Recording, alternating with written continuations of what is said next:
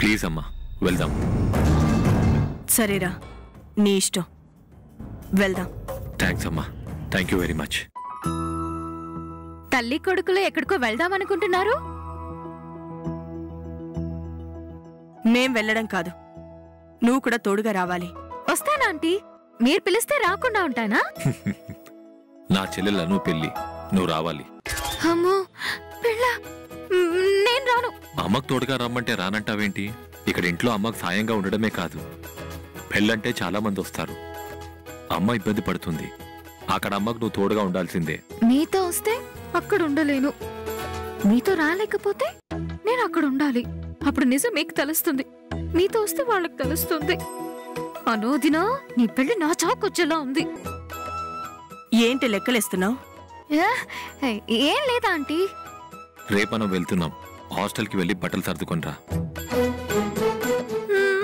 అలాగే.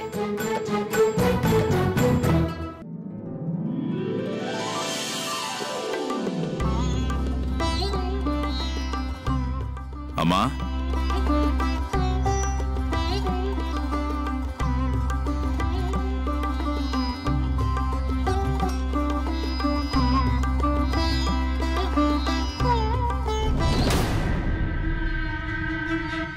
ఏంటి దేవు అంత సంతోషంగా ఉన్నావు? నా కూతురు పెళ్లి బాధ్యత తీసుకోవడానికి మీనాక్షి వస్తానందమ్మా. నిజమా దేవ్? అవునమ్మా.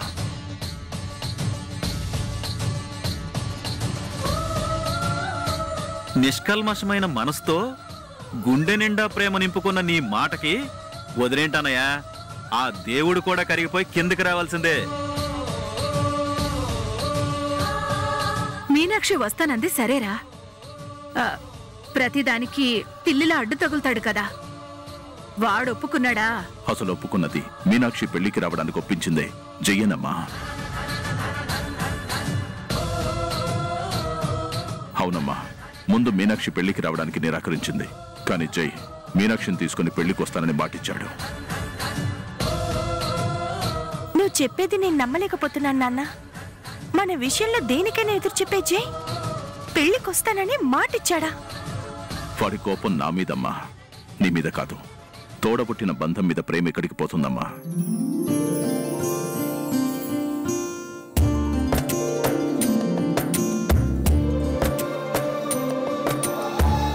చెల్లెలి పెళ్ళంటే వాడికి మాత్రం సంతోషంగా ఉండదా? బాధ్యత తెలీదా? అందుకే తల్లిని తీసుకుని వస్తానని మాటిచ్చాడు. అమ్మాను, నువ్వే కూతురు అని తెలిసిన మొదటిసారి